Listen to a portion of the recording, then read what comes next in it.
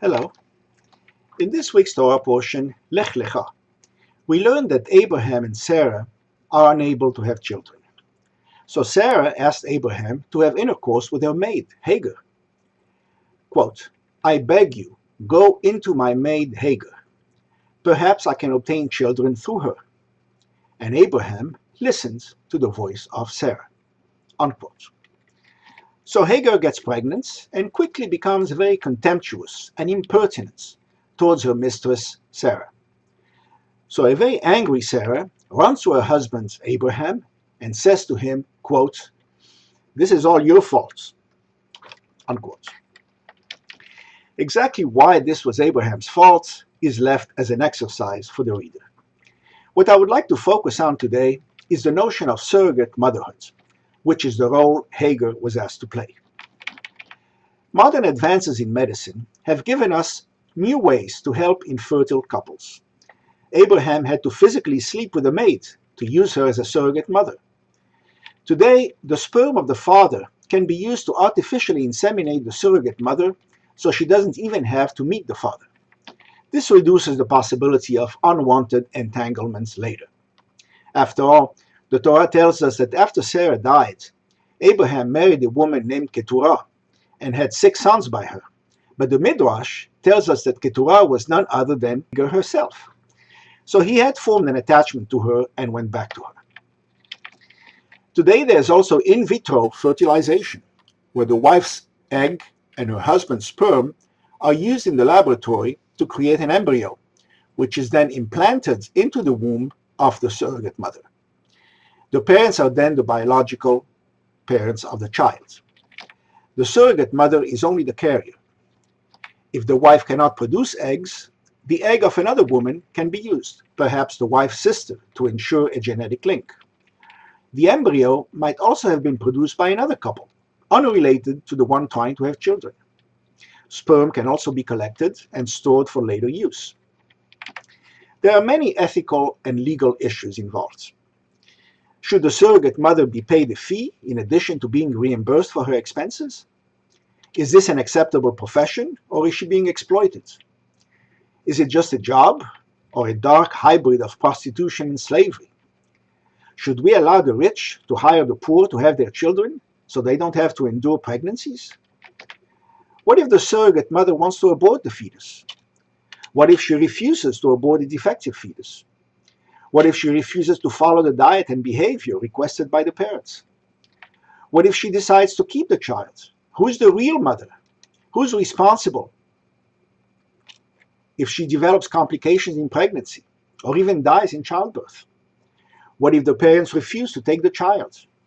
Does the child have a right to know the identity of all the people involved in his conception and delivery? What does the law say about all this? Both Jewish and civil law are in the process of being formulated on the subject. Let's discuss the matter from a Jewish point of view. In Jewish law, the father of the child is the man who gives sperm. But whether the mother is the producer of the egg or the one who gives birth is still being debated in halachic circles. So far, the majority of rabbinical authorities rule that the one giving birth is the mother. The question is important, not least to determine Jewishness. If the mother is the woman who gives birth, then even if the egg donor is not Jewish, but the woman who gives birth is, the child is born Jewish. The fact that his genetic mother is not Jewish does not matter. Even if the egg comes from the wife, the surrogate mother would be considered the legal mother. What are the arguments for the legal mother being the birth mother? The most direct proof is based on a midrash quoted by Targum Yonatan, which dates from Talmudic times.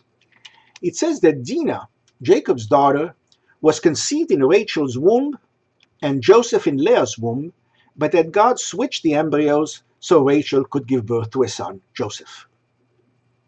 What is the basis for this midrash? In the Torah, all 6 times Leah has a son, it says Leah conceived and bore a son. But when it comes to Dinah, it just says Leah bore a daughter.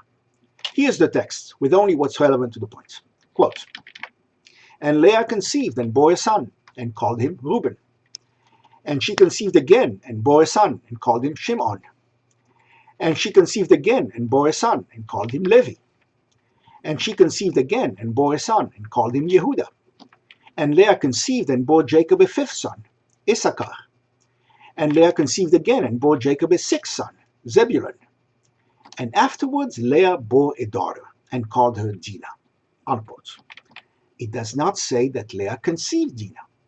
Yet the Torah clearly refers to Leah as Dinah's mother.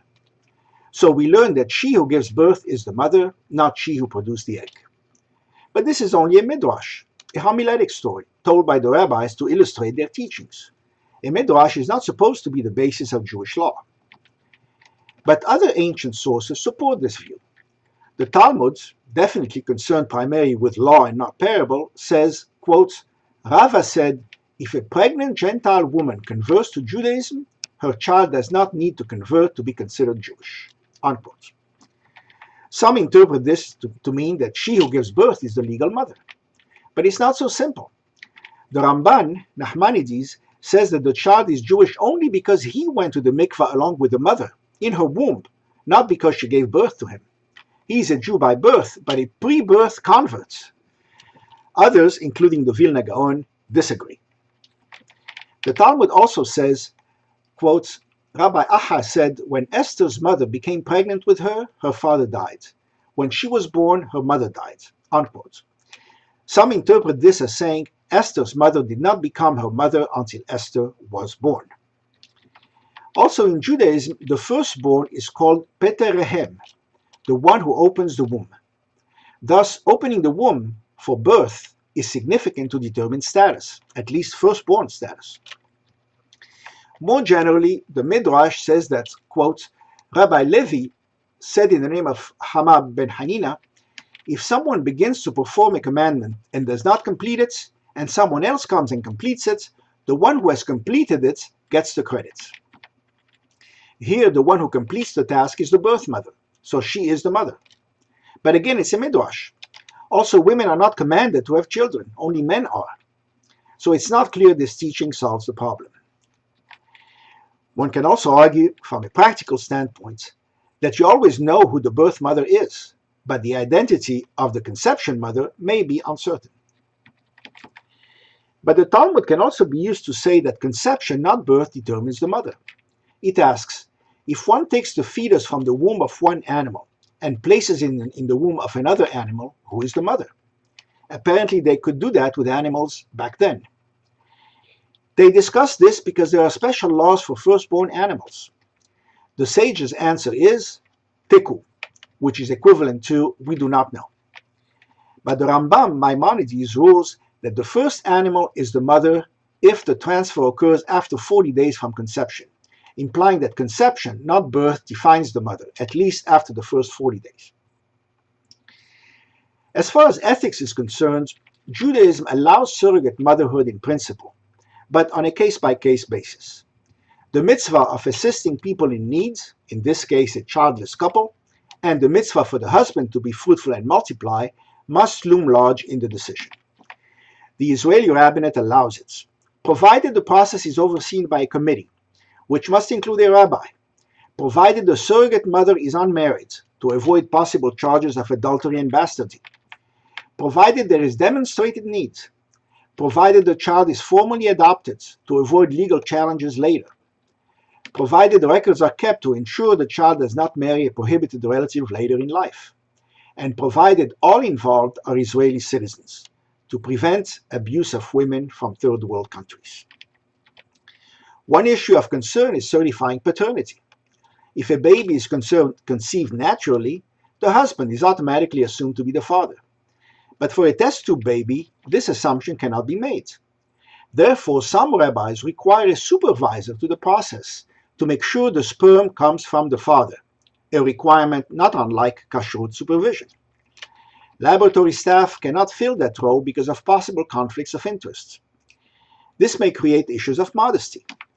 Also, some rabbis have concerns about masturbation, which they regard as wasting seed, even though in this case the seed is definitely not wasted. The discussions continue. In the absence of a Sanhedrin to decide Jewish law, we'll have to wait until enough halachic heavyweights agree on the details. But Judaism has always adapted to changing times and emerging technologies, and continued to thrive. Shabbat Shalom.